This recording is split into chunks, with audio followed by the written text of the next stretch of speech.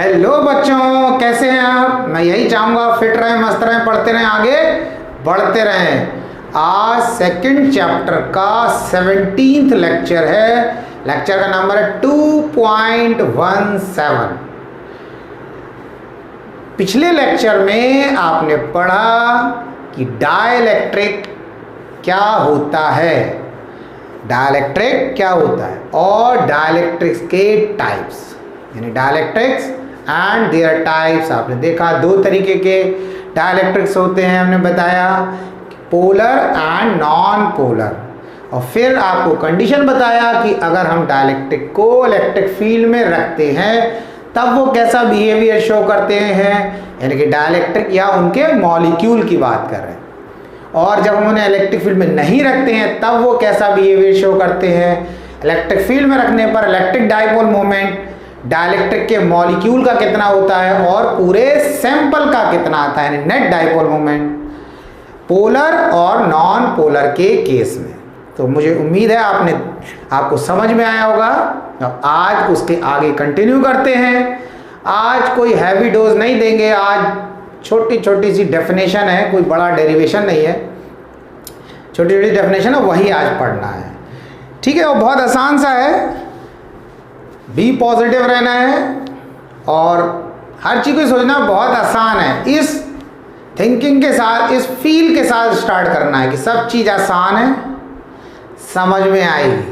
अब आप बोलोगे कि ये तो ऐसे हर बार बोल देते हैं, यही सोचना है। तो भाई अगर ये सोचोगे तभी काम बनेगा। अगर आप पहले ही सोचोगे अरे ये बहुत मुश्किल है, हमसे ना हो पाएगा, तो फिर कहाँ से हो पाएगा। इसलिए पहले यही सोचना है कि क्यों नहीं हो पाएगा, हमसे सब कुछ हो पाएगा, सब कुछ करेंगे, सारे डेरिवेशन याद कर लेंगे, सबकी प्रैक्टिस कर लेंगे, सारे न्यूमेरिकल कर लेंगे। बस इसी पॉजिटिव एटीट्यूड के साथ स्टार्ट करना है और इसके अलावा कोई रास्ता है भी नहीं। नेगेटिविटी के साथ स्टार्ट करेंगे तो वो रिज़ल्ट हमें नहीं मिल पाएगा, लेकिन अगर पॉजिटिव एटीट्यूड के साथ स्टार्ट करेंगे तो रिज़ल्ट अच्छा होगा। ठीक है, तो अब हम बात कर रहे हैं यहाँ पर, अब जो आज पहली डेफिनेशन की बात करेंगे डाइलेक्ट्रिक कांस्टेंट के। उसके बहुत सारे आपने फॉर्मूले पढ़े हैं, मैं अभी एक और फॉर्मूला लिखवाऊंगा, उसके बाद में सारे जो आपने पहले भी मैंने बताए हैं वो भी मैं आपको अभी दोबारा से लिख के दिखा दूंगा, तो आपको एक बार रिवाइज हो जाएगा वो। ठीक है, तो पहले समझना है डाइलेक्ट्रिक कांस्टेंट के। यहां पर इसका फॉर्मूला आपको लिखना है in terms of electric field. तो डाइलेक्ट्रिक कांस्टेंट के की अगर बात करें तो उसके बहुत सारे फॉर्मूले, जैसे कि आपने फर्स्ट चैप्टर में पढ़ा डाइलेक्ट्रिक कांस्टेंट के बराबर होता था एप्सिलॉन अपॉन एप्सिलॉन नॉट के। डाइलेक्ट्रिक कांस्टेंट के किसके बराबर, एप्सिलॉन अपॉन एप्सिलॉन नॉट के। Epsilon permittivity of the medium और divided by permittivity of free space और वैक्यूम, या एब्सोल्यूट परमिटिविटी भी बोलते थे। सेम क्वांटिटी का रेशियो यूनिट नहीं होगी, यानी के की कोई यूनिट नहीं होगी, ये पढ़ा आपने। दूसरा आपने के का फॉर्मूला पढ़ा, फोर्स वैक्यूम, दो चार्ज के बीच में वैक्यूम है और उन्हीं दो चार्ज के बीच में जब कोई मीडियम डाल दिया तब की बात कर रहे हैं, ये भी फॉर्मूला था, ये भी के का है। तो ये डाइलेक्ट्रिक कांस्टेंट के का फॉर्मूला है इन टर्म्स ऑफ परमिटिविटी, ये डाइलेक्ट्रिक कांस्टेंट के का formula in terms of force. फिर एक फॉर्मूला आपने पढ़ा डाइलेक्ट्रिक कांस्टेंट का सी मीडियम अपॉन सी वैक्यूम, यानी कि कैपेसिटेंस की टर्म में जब किसी कैपेसिटर के अंदर कोई डाइलेक्ट्रिक भर देते हैं तब उसका कैपेसिटेंस डिवाइडेड बाय उसी कैपेसिटर की बात कर रहे हैं, उसमें अगर एयर या वैक्यूम है तब उसका कैपेसिटेंस। ये रेशियो किसके बराबर हो गया, के के बराबर, डाइलेक्ट्रिक कांस्टेंट के। तो ये तीन फॉर्मूले पढ़ाए थे आपको। अब आज एक फॉर्मूला और लिखेंगे और देखेंगे डाइलेक्ट्रिक कांस्टेंट के का formula in terms of electric field. तो यहाँ पे भी डिस्कस करेंगे, यानी कि एक फॉर्मूला हमारा यहाँ पर और हो गया, ये हो गया ई नॉट अपॉन ई के बराबर, यानी कि डाइलेक्ट्रिक कांस्टेंट के in terms of electric field. इतना क्लियर हुआ, तो इसी पर डिस्कस करेंगे। इसको देखो, तो यहां पर हमने लिखा dielectric constant K equals to E naught upon E. अब मैं इसकी डेफिनेशन बोल रहा हूं, आप लिख लो उसके बाद मैं आपको समझाता हूं। Dielectric constant K is defined as the ratio of applied electric field to the reduced value of electric field। Ratio किसका है? Applied electric field to the reduced value of electric field. अब इसका मीनिंग क्या हुआ, ये applied electric field और reduced electric field. अभी मैंने प्रीवियस लेक्चर में आपको पढ़ाया था, डाइलेक्ट्रिक को जब इलेक्ट्रिक फील्ड में रखते हैं तब क्या होता है, तब उस डाइलेक्ट्रिक के सरफेस पर चार्ज डेवलप हो जाता है और उसके अंदर इलेक्ट्रिक फील्ड प्रोड्यूस हो जाती है। अब वो किस तरीके से क्या होती है वो थोड़ा सा आप यहाँ पर देखें दोबारा से, कि हमने क्या किया, यहाँ पर एक पैरेलल प्लेट कैपेसिटर ले लिया और यहाँ पर ये क्या हो गया, इसकी एक प्लेट में पॉजिटिव चार्ज, एक प्लेट पर नेगेटिव चार्ज। अब आपको लग रहा होगा ये कैपेसिटर की बात क्यों करने लगे? ये कैपेसिटर की बात इसलिए करने लगे कि पैरेलल प्लेट कैपेसिटर जो है वो इलेक्ट्रिक फील्ड प्रोड्यूस करने का एक सोर्स है। यानी कि पैरेलल प्लेट कैपेसिटर क्या करता है, इलेक्ट्रिक फील्ड प्रोड्यूस करता है। यानी कि दो प्लेट ले लिया, एक पे पॉजिटिव एक पे नेगेटिव चार्ज होगा तो उनके बीच में इलेक्ट्रिक फील्ड प्रोड्यूस हो जाएगी। अब हमने क्या किया, इसके बीच में यहाँ पर एक डाइलेक्ट्रिक स्लैब रख दिया। ये हमारी क्या हो गई, डाइलेक्ट्रिक स्लैब। डाइलेक्ट्रिक स्लैब, इतना क्लियर हो गया। अब आपने देखा, मैंने पिछले लेक्चर में बताया था कि जब इस डाइलेक्ट्रिक क्या होते हैं, dielectric are the insulator. Insulator क्या होता है, जिसमें करंट पास नहीं होता है। तो उन इंसुलेटर की बात करें जैसे रबर, ग्लास, प्लास्टिक, बहुत सारे इंसुलेटर के एग्जाम्पल हैं। लिक्विड में भी हैं, प्योर वाटर जो है वो इंसुलेटर है। अब आप ये मत सोचना कि पड़ोस, अभी हमने सुना था किसी की भैंस जो है उसको करंट लग गया, वो पानी बरसात के टाइम में मर गई। अब सर तो बता रहे हैं कि वाटर जो है वो इंसुलेटर है, तो उसकी भैंस कैसे मर गई भाई? तो आप समझो जो रेन वाटर होता है वो एसिडिक वाटर होता है, उसमें बहुत सारी इम्प्योरिटी, बहुत सारे आयंस होते हैं।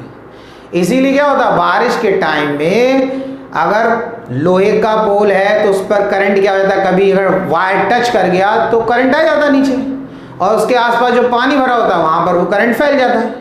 इसलिए भैंस वहाँ गई, उसको करंट लग गया, मर गई। लेकिन अगर हम प्योर वाटर की बात करें, बिल्कुल प्योर, तो उसमें करंट पास नहीं होता। तो प्योर वाटर इंसुलेटर का एग्जांपल है। ऐसी ग्लिसरीन, ग्लिसरीन आपने देखा होगा लोग यूज़ करते हैं, मेकअप में भी यूज़ होता है, तो वही उसी ग्लिसरीन की बात कर रहे हैं। कई लोग और भी पर्पज़ के लिए यूज़ करते हैं, अभी आंखों में थोड़ी प्रॉब्लम होती है उसके लिए भी यूज़ कर लेते हैं। तो मैं ये नहीं कह रहा हूँ आप आँख में डालना, मैं बता रहा हूँ। तो ग्लिसरीन का यूज़ है, तो उसी ग्लिसरीन भी क्या है, एक इंसुलेटर का है, मतलब एक लिक्विड है जो कि इंसुलेटर की कैटेगरी में आ रहा है, तो उसको हम क्या बोले, डाइलेक्ट्रिक। तो वो तो लिक्विड की बात हो गई। तो बहुत सारे एग्जांपल हैं डाइलेक्ट्रिक्स के, लिक्विड के। तो यहाँ पर हमने क्या कर दिया, मैं सॉलिड की बात कर रहे हैं, कोई सॉलिड दो प्लेट थी, उसके बीच में हमने डाइलेक्ट्रिक स्लैब डाल दिया। तो इसके इस सरफेस पे क्या हुआ, नेगेटिव चार्ज आ गया और इस सरफेस पर पॉजिटिव चार्ज आ गया। इतना समझ में आया? एक सरफेस पर नेगेटिव चार्ज, एक सरफेस पे पॉजिटिव चार्ज। अब यहाँ पर ये देखो, इस सरफेस पे जो चार्ज आया उसको हमने रिप्रेजेंट करा माइनस QP से। माइनस QP का मतलब ये हो गया पोलराइजेशन की वजह से। ये चार्ज किसकी वजह से आया, डाइलेक्ट्रिक स्लैब को इलेक्ट्रिक फील्ड में रखा, उसके मॉलिक्यूल पोलराइज हो गए। पूरी डिटेल बता रखी से प्रीवियस लेक्चर में कि पोलराइजेशन क्या होता है, किस तरीके से पोलराइज होता है। तो अगर आपको ये दिक्कत लग रहा है तो आप प्रीवियस लेक्चर देख लें, समझ में आ जाएगा, बहुत आसान सा है। इस सरफेस पर जो चार्ज आया वो पॉजिटिव चार्ज है, तो लिखा प्लस QP, यानी कि charge produces on the surface of a dielectric due to its polarization, इसलिए P लिख दिया बेस में। इतना क्लियर हो गया? अब ये जो खाली जगह है, यानी कि ये इधर पर जो इलेक्ट्रिक फील्ड प्रोड्यूस हो रही है, इसको हमने रिप्रेजेंट कर दिया E0 से। ये कहलाती अप्लाइड इलेक्ट्रिक फील्ड। दो प्लेट ली, उनके बीच में इलेक्ट्रिक फील्ड जो प्रोड्यूस हो रही थी वो अप्लाइड E0 से रिप्रेजेंट कर दिया। अब उसके बीच में डाल दिया डाइलेक्ट्रिक स्लैब। तो जब ये डाइलेक्ट्रिक स्लैब डाला तो इसमें क्या हुआ, इसके अंदर जो इलेक्ट्रिक फील्ड प्रोड्यूस हुई, इलेक्ट्रिक फील्ड हमेशा प्लस से माइनस की तरफ जाएगी। तो इसकी जो प्लस से माइनस की तरफ इलेक्ट्रिक फील्ड गई, इसको रिप्रेजेंट करा EP से। ये हो गई पोलराइजेशन की वजह से इलेक्ट्रिक फील्ड प्रोड्यूस हो रही है। अब इसका डायरेक्शन इधर, E0 का इधर। तो क्या होता है, E0 की वैल्यू EP से ज़्यादा होती है, ये मैं बता चुका हूँ रीज़न। E0 की वैल्यू EP से ज़्यादा। तो अब क्या E0 इधर जा रहा है और EP इधर, तो इसके अंदर अब बात समझना, E0 क्या होगा, इसके अंदर घुसेगा और वो लेफ्ट टू राइट जाएगा और EP का डायरेक्शन इधर होगा। तो जो नेट E है यानी कि E, ये किसके बराबर हो जाएगा, E0 माइनस EP के बराबर हो जाएगा। E0 माइनस EP के बराबर हो जाएगा। तो ये जो E हो गया, E इसका डायरेक्शन किधर हो गया, इसका समझना बात को, E0 का डायरेक्शन है ये लेफ्ट टू राइट, इसके अंदर भी लेफ्ट टू राइट। EP का डायरेक्शन है राइट टू लेफ्ट, इसका डायरेक्शन ये है EP का डायरेक्शन।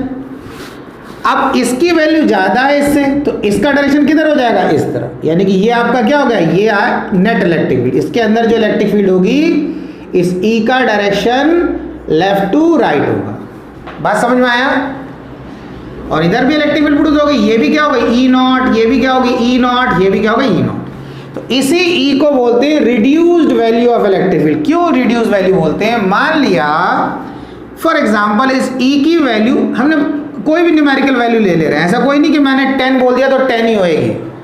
मान लिया इस E0 की वैल्यू है 10 न्यूटन पर कूलम और EP की है 7 न्यूटन पर कूलम राइट टू लेफ्ट। तो इन दोनों का जो डिफरेंस आएगा 10 माइनस 7, वो कितना आ जाएगा डिफरेंस, तो इतना आ जाएगा 3। तो ये जो 3 वैल्यू है, इस 10 और 7 दोनों से कम है, नहीं है, तो ये 3 क्या कहलाती है, reduced value of electric field. तो ये डाइलेक्ट्रिक कांस्टेंट K जो है वो बराबर होता है, तो डेफिनेशन क्या बोला, dielectric constant K is defined as the ratio of applied electric field यानी कि E0 to the reduced value of electric field E produced in the dielectric slab. यानी कि जो डाइलेक्ट्रिक स्लैब में प्रोड्यूस हो रही है उसकी बात करें। अब सिर्फ हम ये बोल देते हैं reduced value of electric field, अब वो इसलिए बोल देते ना, ये नहीं बोलते डाइलेक्ट्रिक स्लैब। अब यहाँ डाइलेक्ट्रिक स्लैब है तो बोल दे रहे हैं डाइलेक्ट्रिक स्लैब, क्योंकि ये तो फॉर्मूला हम किसके लिए भी लगा सकते हैं, ये हम मेटल के लिए भी लगा सकते हैं। और मेटल के अंदर कितनी हो जाएगी, मेटल के अंदर इलेक्ट्रिक फील्ड 0 हो जाती है। मेटल के अंदर क्या होता है, 0। बात समझना है, मेटालिक स्लैब को या मेटालिक कंडक्टर को इलेक्ट्रिक फील्ड के अंदर रखोगे, मतलब ये अगर मेटालिक कंडक्टर है तो इस E की वैल्यू 0 हो जाती। तो अगर ये 0 हो गया तो आपका फॉर्मूला पता है, K equals to E0 upon 0। 0 के तो कितना आएगा, इनफाइनाइट। इसीलिए मेटालिक कंडक्टर की डाइलेक्ट्रिक कांस्टेंट की वैल्यू कितनी होती है, इनफाइनाइट होती है। बात समझा। तो सिंपल बोलते हैं ना, it is defined as the ratio of applied electric field to the reduced value of electric field. इसकी कोई यूनिट नहीं होती, इनमें से किसी की भी कोई यूनिट नहीं, क्योंकि K तो सारे सेम है। और एक चीज मैं बता चुका हूँ कॉमन है, इनमें हर एक में इस K की वैल्यू जब निकालोगे ये 1 से ज़्यादा आएगी। ये क्या होगी, 1 से ज़्यादा होगी, 1 से ज़्यादा होगी, 1 से बड़ी होगी, ये निकालोगे ना। क्योंकि वैक्यूम और एयर के लिए K की वैल्यू 1 होती है। उन दो को छोड़कर कोई भी मटेरियल मीडियम डाला आपने तो K की वैल्यू 1 से ज़्यादा ही आनी।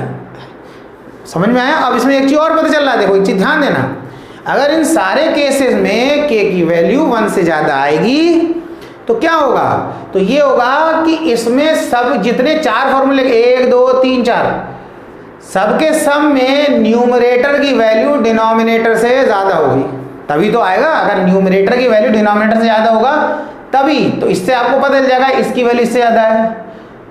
फोर्स वैक्यूम फोर्स मीडियम यानी कि इसकी वैल्यू इससे ज़्यादा है। सी मीडियम सी वैक्यूम इसका मतलब इसकी वैल्यू इससे ज़्यादा है। और E0 डिवाइडेड बाई E यानी कि E0 की वैल्यू E से ज़्यादा है। इतना क्लियर हो गया। तो ये थे ये डाइलेक्ट्रिक कांस्टेंट K का मैंने आपको डेफिनेशन बताया और फॉर्मूला बताया in terms of electric field. इसकी कोई यूनिट नहीं होगी, ठीक है। अब इसके बाद दूसरा जो टॉपिक है वो आपको पढ़ना है पोलराइजेशन डेंसिटी। वो क्या है आपका, पोलराइजेशन डेंसिटी। वो एक छोटी सी डेफिनेशन है, बताना आज डेफिनेशन ही चलेगी। डेफिनेशन एक और K का फॉर्मूला था, K equals to 1 plus chi. ये भी बताऊंगा अभी मैं, इस फॉर्मूले को अभी रह गया, अभी ड्राइव भी करवाएंगे, इसको बताता हूं मैं। तो यहां पर एक चीज आप इसमें भी देख सकते हो, ये बता रहा हूं K डाइलेक्ट्रिक कांस्टेंट है। ये जो X जैसा लग रहा है इसका, उसको बोलते हैं काई, इस सिंबल का नाम है काई।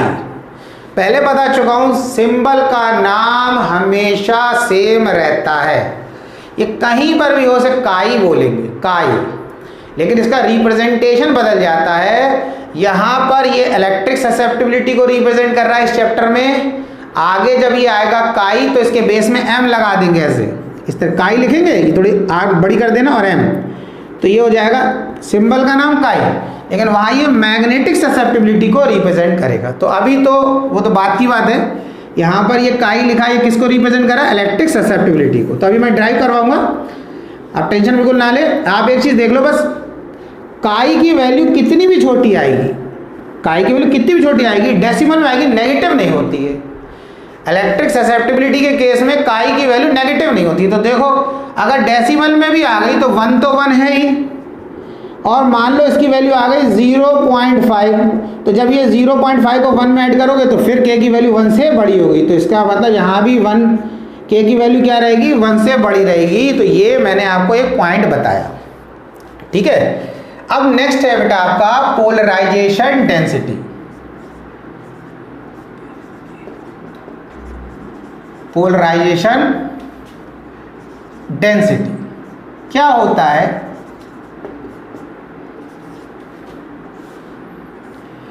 पोलराइजेशन डेंसिटी बहुत छोटी सी डेफिनेशन है। देखो, पोलराइजेशन डेंसिटी को हम सिंबल P से, कैपिटल P से डिनोट करते हैं, कैपिटल P से। ये पोलराइजेशन डेंसिटी P बराबर होता है स्मॉल p अपॉन वॉल्यूम के। ये हमारा स्मॉल p अपॉन वॉल्यूम। अब स्मॉल p क्या है? Induce electric dipole moment. आप समझ लें क्या है? Induce electric dipole moment. समझ में आया? इसको मैं लिख देता हूं, इंड्यूस इलेक्ट्रिक डाइपोल मोमेंट, ठीक है, ये हो गया। Induce electric dipole moment due to the polarization of the dielectric slab. क्या मीनिंग हुआ इसका वो बताता हूं। और ये volume of the dielectric, volume of the dielectric slab. बात समझना। अब इस P, capital P polarization density है क्या? क्या है ये मीनिंग कि ये जो पोलराइजेशन डेंसिटी P है, देखो एक चीज समझना, इसमें दो काम करना है। एक तो आपको इसकी डेफिनेशन पूछ लेते हैं कि भाई डिफाइन पोलराइजेशन डेंसिटी। तो जब आपको डेफिनेशन पूछेंगे ना, तो आपको क्या करना है, इसकी डेफिनेशन सीधा बोल देना है। जैसे मैं अभी डेफिनेशन बता दूंगा तो वो आप नोट कर लेना, तो वो डेफिनेशन हो गई सीधा, और एक फार्मूला लिख दिया, ये बस काम खत्म। डेफिनेशन में होता ही है, आपने डेफिनेशन बताया, फार्मूला लिख दिया, ठीक है। ज़्यादा लिखना है तो यूनिट भी लिख दो, अगर आपको पता है, क्लियर है, तो और अच्छा रहेगा। वो हो गया। दूसरा इसमें ये पूछना है, ये करना है आपको कि ये पोलराइजेशन डेंसिटी और सरफेस चार्ज डेंसिटी में रिलेशन क्या है, वो भी आपको यहाँ पर निकालने के लिए बोल सकते हैं, पूछ सकते हैं, आपसे बोल सकते हैं पोलराइजेशन डेंसिटी और सरफेस चार्ज डेंसिटी में रिलेशन बताओ, क्या रिलेशन है। 2 पॉइंट हो गए इस टॉपिक से रिलेटेड, जो 2 क्वेश्चन आपसे पूछे जा सकते हैं, और कोई क्वेश्चन नहीं बनता इसमें। एक तो डेफिनेशन, एक polarization density and surface charge density में रिलेशन, ठीक है ना? ठीक है, सही है। तो अभी पहले मैं डेफिनेशन बताऊंगा, उसका रिलेशन बात करेंगे। तो रिलेशन की वजह से थोड़ा सा हमें इसको आगे करना पड़ेगा, और वैसे तो डेफिनेशन के अकॉर्डिंग तो फॉर्मूला लिख दिया, डेफिनेशन में बता दे रहा हूँ। अब ये जो P है, ये है हमारा इंड्यूस डाइपोल मोमेंट। तो P की तो आपको यूनिट पता है, इलेक्ट्रिक डाइपोल मोमेंट या इंड्यूस डाइपोल मोमेंट, कुछ भी डाइपोल मोमेंट है ना, तो डाइपोल मोमेंट का क्या होता है, आपको फॉर्मूला पता है, P इक्वल्स टू क्या होता था, Q इंटू 2A। तो चार्ज का क्या हो गया, कूलम, और ये डिस्टेंस का हो गया मीटर, तो ये तो हो गया कूलम मीटर, ये तो P का हो गया। और नीचे क्या है, ये वॉल्यूम, तो वॉल्यूम का क्या होता है, मीटर क्यूब। तो इससे एक कट गया तो क्या हो गया, कूलम पर मीटर क्यूब। तो ये इसकी एसआई यूनिट आ गई, क्या आ गई, एसआई यूनिट आ गई, एसआई यूनिट, ठीक है, कूलम पर मीटर क्यूब। ये आ गई आपकी पोलराइजेशन डेंसिटी की एसआई यूनिट, ठीक। अच्छा ठीक, अब आप क्या करो, डेफिनेशन लिख लो पहले। पोलराइजेशन डेंसिटी, मैं बोल रहा हूं डेफिनेशन आप नोट कर लें, polarization density P is defined as the ratio of induced electric dipole moment produces in the dielectric slab per unit volume when placed inside an external electric field. ये तो हो गई इसकी डेफिनेशन। अब देखो क्या है, polarization density P equal to P क्या है, जब आपने इस डाइलेक्ट्रिक स्लैब को इलेक्ट्रिक फील्ड में रखा तो ये पोलराइज हो गए इसके मॉलिक्यूल, इसके एक साइड पर नेगेटिव चार्ज, एक साइड पर पॉजिटिव चार्ज आ गया। तो ये साइड इसकी नेगेटिवली चार्ज, ये साइड पॉजिटिवली चार्ज, तो ये डाइपोल जैसा ही तो बन गया, ये डाइपोल ही बन गया, एक साइड नेगेटिव चार्ज होगी, एक साइड पॉजिटिव चार्ज। तो अब इस स्लैब का डाइपोल मोमेंट होगा क्या, इस स्लैब का डाइपोल मोमेंट के लिए क्या करेंगे हम, इसकी कुछ थिकनेस ले लेते, थिकनेस ले लिया T, यानी कि ये जो हमारे पास डाइलेक्ट्रिक स्लैब है, जैसे मान लिया ये दो प्लेट है, उसके बीच में हमने ये डाल दिया, तो इसकी ये जो थिकनेस है ये हमने ले लिया T, ठीक है। इस साइड पे क्या होगा, नेगेटिव चार्ज, डायग्राम में दिख रहा है, इस साइड पे होगा पॉजिटिव चार्ज।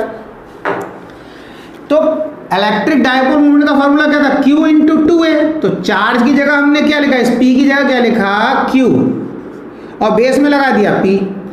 QP लिखने का मतलब ये है कि चार्ज जो इस डाइलेक्ट्रिक स्लैब पर आया है वो उसके इलेक्ट्रिक फील्ड के अंदर रखने पर उसके पोलराइज होने की वजह से आया, इसलिए P लगा दिया। इस P की कोई वैल्यू नहीं है, सिर्फ Q की वैल्यू पुट करेंगे। P तो ये बता रहा है ये जो चार्ज आया ये पोलराइज होने की वजह से आया। अब नेगेटिव में भी है पॉजिटिव में, आपको लिखना यहाँ पर पॉजिटिव का मैग्नीट्यूड लेते हैं, और इस नेगेटिव चार्ज और पॉजिटिव चार्ज के बीच में डिस्टेंस कितना हो गया, थिकनेस, क्योंकि आप खुद सोचो इस सरफेस पर नेगेटिव चार्ज है, इस सरफेस पर पॉजिटिव, तो इनके नेगेटिव और पॉजिटिव के बीच में कितना डिस्टेंस हो गया, स्लैब की थिकनेस यही तो हो गया T। तो हमने लिख दिया T, यानी कि यहाँ पर जो 2A होता था नेगेटिव पॉजिटिव चार्ज के बीच का डिस्टेंस, तो वो यहाँ पर 2A के प्लेस पर हमारा T के बराबर हो गया।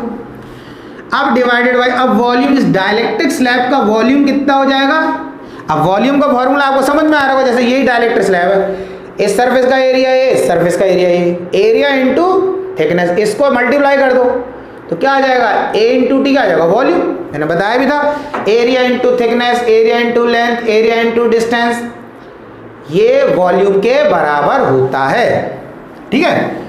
तो वॉल्यूम की जगह लिखा A इंटू T, और मैंने बताया भी था, देखो ये याद रखना है, वॉल्यूम का फॉर्मूला क्या था, length into breadth into height होता नहीं, तो लेंथ इंटू ब्रेथ किसके बराबर हो गया, एरिया और इंटू हाइट, तो एरिया इंटू हाइट वॉल्यूम के बराबर, तो एरिया इंटू हाइट, या हम लिख दें area into length, area into distance, area into thickness, वो वॉल्यूम के बराबर होता है। तो ये आ गया, तो इसके बाद क्या करा, इससे ये कैंसिल कर दिया, तो हमारा आ गया P equals to QP upon A। अब यूनिट तो देखो इसकी वही रहना है, ऊपर चार्ज है नीचे एरिया है, तो कूलम पर मीटर स्क्वायर। तो ये एक्सप्रेशन आया हमारा किसका, पोलराइजेशन डेंसिटी का। तो आपको लग रहा है ये तो पहले लिख तो दिया था यहाँ पर, इसी को छोड़ देते, तो मैंने अभी क्या बताया कि हमें रिलेशन ड्राइव करना है, पोलराइजेशन डेंसिटी और सरफेस चार्ज डेंसिटी, इसीलिए कर रहे हैं। अदरवाइज हम क्या करते, इस फॉर्मूले को लिख के डेफिनेशन लिख के इट्स ओके फिनिश कर दे, ठीक है।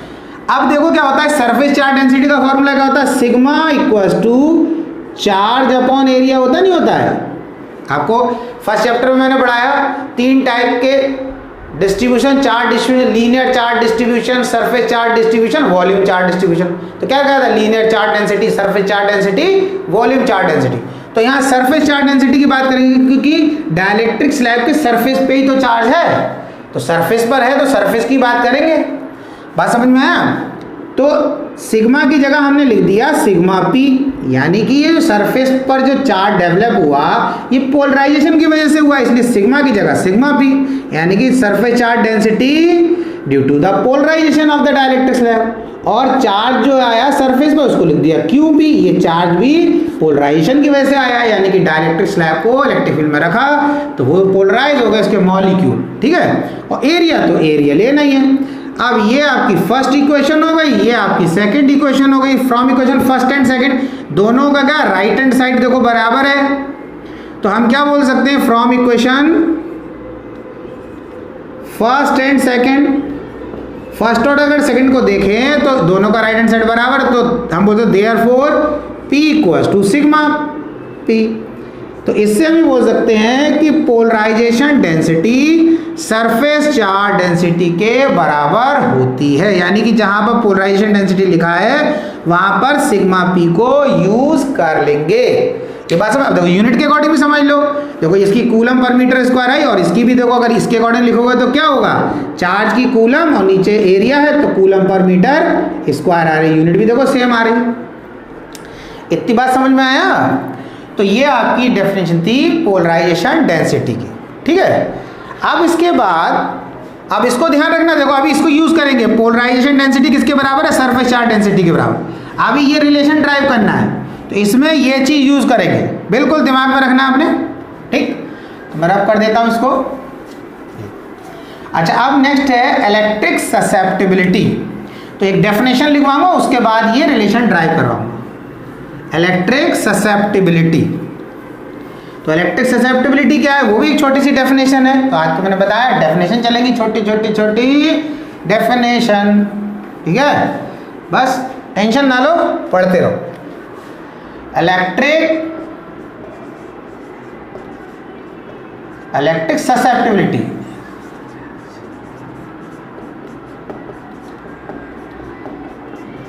इलेक्ट्रिक ससेप्टिबिलिटी को हम इस सिंबल से काई से रिप्रेजेंट करते हैं। इलेक्ट्रिक ससेप्टिबिलिटी को किससे रिप्रेजेंट करते हैं, काई से। और मैग्नेटिक ससेप्टिबिलिटी होती तो किससे करते, काई लिख देते और बेस में हम लगा देते। ये इलेक्ट्रिक ससेप्टिबिलिटी, ये मैग्नेटिक। तो अभी मैग्नेटिक की बात नहीं करेंगे, अभी इलेक्ट्रिक ससेप्टिबिलिटी की बात करेंगे। तो इलेक्ट्रिक ससेप्टिबिलिटी काई जो होता है वो बराबर होता है पोलराइजेशन डेंसिटी P। अब देखो स्मॉल p नहीं लिखा, स्मॉल p किसको रिप्रेजेंट कर रहा था, इलेक्ट्रिक डाइपोल मोमेंट या इंड्यूस्ड डाइपोल मोमेंट, और कैपिटल P किसको कर रहा है, पोलराइजेशन डेंसिटी को। तो ये कैपिटल P बनाया, ध्यान देना इसमें, डिवाइडेड बाय एप्सिलॉन नॉट और E। अब पहले समझ लो P क्या है, पोलराइजेशन डेंसिटी, अभी मैंने आपको डेफिनेशन लिखवाया। E क्या है, reduced value of electric field, अभी मैंने लिखवाया E। ये E नॉट, ये EP, और E किसके बराबर था, E जो था हमारा E नॉट माइनस EP के बराबर। तो ये E को क्या बोल रहे हैं, reduced value of electric field. अभी स्टार्ट इसी से करा था, देखो इसलिए ध्यान रखना है।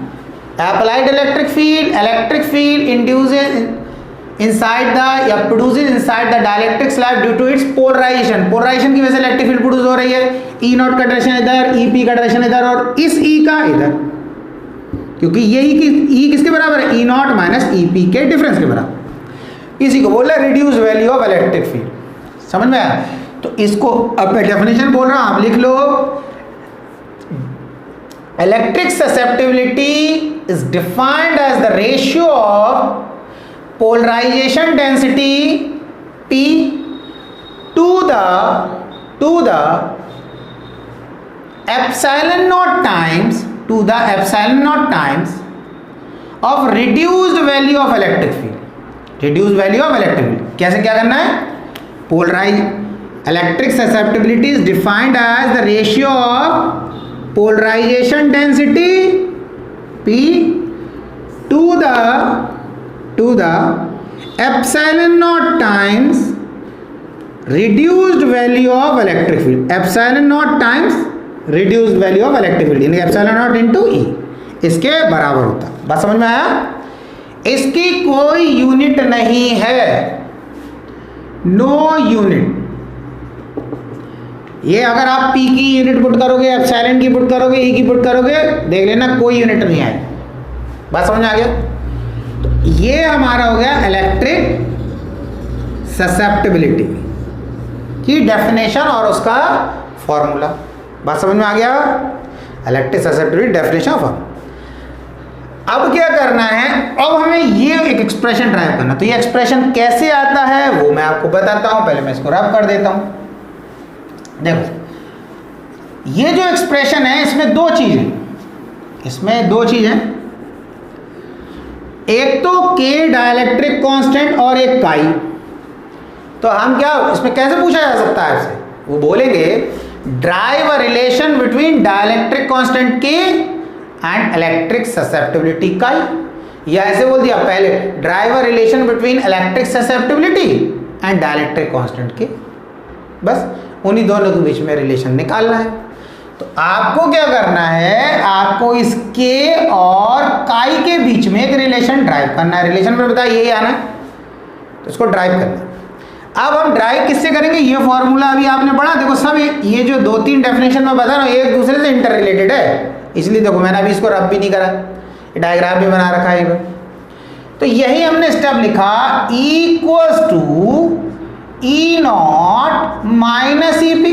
अब भाई देखो एक चीज आपको समझ में आएगा भाई, ई नॉट क्या है, applied electric field, E P electric field produces inside a dielectric slab due to its polarization, यानी कि डाइलेक्ट्रिक स्लैब के पोलराइजेशन की वजह से इलेक्ट्रिक फील्ड प्रोड्यूस हो रही, डायरेक्शन राइट टू लेफ्ट है, और ये ई का डायरेक्शन लेफ्ट टू राइट है, यानी कि ई नॉट में से ई पी माइनस करोगे तो नेट इलेक्ट्रिक फील्ड आ जाएगी, उसका डायरेक्शन लेफ्ट टू राइट। ठीक है, तो यहाँ पे क्या किया हमने, सबसे पहले इक्वल्स टू ई नॉट, तो अभी देखो हमने क्या करना है, अभी इस ईपी के प्लेस पे क्या लिख सकते हैं, ईपी के प्लेस पे लिख सकते हैं सिग्मा अपॉन एप्सिलॉन नॉट, और उसके बेस में पी लगा दी छोटा सा, बेस में पी। अब लग रहा है ये कहाँ से आ गया, सिग्मा अपॉन एप्सिलॉन नॉट। तो देखो आपने जो इस चैप्टर में भी पढ़ा और फर्स्ट चैप्टर में एक डेरिवेशन था कि 2 पैरेलल प्लेट्स हैं और दोनों में पॉजिटिव चार्ज है, तो उसमें बोला था आपसे कि भाई लेफ्ट ऑफ द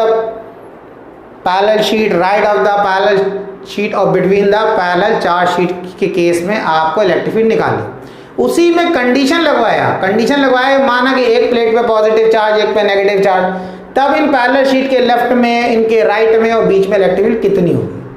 तो 2 पैरेलल प्लेटें, अब ये याद कर लो, अगर इस पर पॉजिटिव चार्ज, इस पर नेगेटिव चार्ज, या वहाँ कैपेसिटर की बात करें, कैपेसिटर में 2 ही प्लेट है ना, पैरेलल प्लेट कैपेसिटर की बात कर रहे हैं, पैरेलल प्लेट कैपेसिटर की, इस पर पॉजिटिव चार्ज, इस पर नेगेटिव, जितनी सरफेस चार्ज डेंसिटी पॉजिटिव की होगी उतनी नेगेटिव होगी, ये फिक्स होता है पैरेलल प्लेट कैपेसिटर में। तो उसके बीच में जो खाली जगह है उसमें जो इलेक्ट्रिक फील्ड प्रोड्यूस होती है, यानी कि इस तरीके से पैरेलल प्लेट कैपेसिटर लिया, इधर पॉजिटिव चार्ज, यहाँ नेगेटिव चार्ज, तो इधर इस रीजन में इलेक्ट्रिक फील्ड 0, इस रीजन में होगा 0, और बीच में कितना होगा, बीच में होगा सिग्मा अपॉन एप्सिलॉन नॉट के बराबर। तो यहां पर इस डाइलेक्ट्रिक स्लैब के अगर अंदर की बात कर रहे हैं, तो इसके अंदर जो है ईपी यानी कि electric field producing inside the dielectric slab, वो किसके बराबर हो जाएगा, सिग्मा अपॉन एप्सिलॉन नॉट के बराबर। तो सिग्मा की जगह लिखा सिग्मा पी, क्योंकि इस सरफेस पे जो चार्ज आया, इस सरफेस पे चार्ज आया, वो पोलराइजेशन की वजह से आया है, तो सिग्मा पी, और एप्सिलॉन नॉट के प्लेस पर एप्सिलॉन नॉट। ये बात आ गई समझ में, तो हमने क्या लिख दिया, सिग्मा पी एप्सिलॉन। अब इसमें क्या करना है हमें, equals to E naught minus, अब सिग्मा पी किसके बराबर है, अभी देखो इससे पहले लिखवाया था, सिग्मा पी जो है वो क्यू पी अपॉन ए के बराबर है, यानी surface charge density charge upon area के बराबर है। तो इसके प्लेस पर आप क्या पुट करोगे, इसके प्लेस पर अब आप सिग्मा पी, एक तो ये लिखवाया था हमने, तो ये वाले नहीं पुट करेंगे, और हमने एक काम किया था इससे पहले कि हमने सिग्मा पी को किसके बराबर प्रूव कर दिया था, यानी कि सिग्मा पी जो है हमारा इस कैपिटल पी के बराबर ही प्रूव कर दिया था। बात समझ में आ रही है, ये फॉर्मूला लिखकर हमने इसको प्रूव कर दिया, नहीं कर दिया था अभी, तो हम ये वाला फॉर्मूला यूज करें, ये वाला नहीं लगाना अभी, हमें इसकी जरूरत नहीं है अभी। सिग्मा पी, अभी मैंने कहा था surface charge density polarization density के बराबर, तो सिग्मा पी के प्लेस पर हमने लिखा कैपिटल पी। अब ध्यान रखना, पोलराइजेशन डेंसिटी है, स्मॉल पी नहीं है, अपॉन एप्सिलॉन नॉट। इतना क्लियर हुआ, अब इतना आ गया। अब इसके फिर देखो, अभी आपने क्या करा, इलेक्ट्रिक ससेप्टिबिलिटी का फॉर्मूला पढ़ा, chi equals to P, polarization density capital P, ध्यान रखना, एप्सिलॉन नॉट ई के बराबर है। तो अब क्या करना है, इसको क्रॉस मल्टीप्लाई कर दो, तो पी इक्वल्स टू क्या हो गया, काई एप्सिलॉन नॉट ई के बराबर। तो अब आप पी के प्लेस पर ये लिख सकते हैं, नहीं लिख सकते, तो इसको अब यहां पुट करना है, ई नॉट माइनस इस पी के प्लेस पर ये वैल्यू पुट करा, तो हो गया chi epsilon naught E upon epsilon naught. इससे कैंसिल हो गया तो क्या बचा, E equals to E naught minus chi E. ठीक, सबके सब ई है इसमें इस समय, ये भी ई है, ये ई नॉट है, ये ई। अब पूरी इक्वेशन को क्या कर दो, ई से डिवाइड कर दो। तो स्टेटमेंट लिख देना यहाँ पर, dividing the above equation by E. Statement लिखना, dividing the above equation by E. तो ई के नीचे ई, इसके नीचे, इस ई नॉट के नीचे ई काई, और इसके नीचे भी ई। तो यहां इससे कैंसिल होगा, इससे कैंसिल होगा, तो ये बचा 1।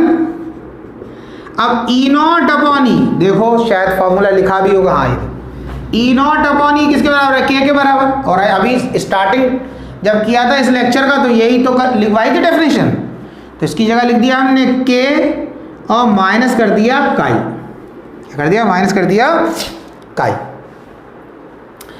ठीक है, तो क्या हो जाएगा, के को यहीं रहने दो के, और इसको अगर इधर ले गए तो क्या हो जाएगा हमारा 1 प्लस काई, ये तो चलेगा, प्लस का हो जाएगा। तो ये हमारा रिलेशन आ गया किस किस के बीच में, डाइलेक्ट्रिक कांस्टेंट के और इलेक्ट्रिक ससेप्टिबिलिटी काई के बीच में। ये भी कभी कभी पूछा जाता है एक्सप्रेशन कि drive a relation between dielectric constant के एंड इलेक्ट्रिक ससेप्टिबिलिटी काई के बीच में आपको रिलेशन ड्राइव करने को बोला जाता है। तो ये कुछ छोटी छोटी सी डेफिनेशन थी जो मैंने आपको बताया। तो आज का लेक्चर जो है यहीं पर हम फिनिश करते हैं। अगर आपको ये लेक्चर अच्छा लगता है, आपको समझ में आता है, तो आप इस वीडियो को लाइक करें और अपना फीडबैक जरूर दें। कोई भी दिक्कत है, कोई भी प्रॉब्लम है, आप कमेंट बॉक्स में कमेंट करके बताएं। ये दो चीज़ जो है, आप लाइक करते तो हमें ये समझ में आता है कि बच्चों को जो हम समझाना चाह रहे हैं वो बच्चों को समझ में आ रहा है। और कोई प्रॉब्लम है तो कमेंट बॉक्स में कमेंट करके बताएं। उस टॉपिक में या किसी भी टॉपिक में या किसी चैप्टर में भी अगर आपको बहुत सारे टॉपिक हैं तो आप बिल्कुल कमेंट करके बिल्कुल निश्चिंत होकर हमें बताएं, तो मैं उस टॉपिक्स पर जो है अलग से वीडियो बना दूंगा जो कि आपके लिए हेल्पफुल होंगे। बाकी पढ़ते रहें, आगे बढ़ते रहें, बिल्कुल टेंशन ना लें। नेक्स्ट लेक्चर में मिलेंगे नेक्स्ट टॉपिक के साथ। तब तक अपना ख्याल रखें।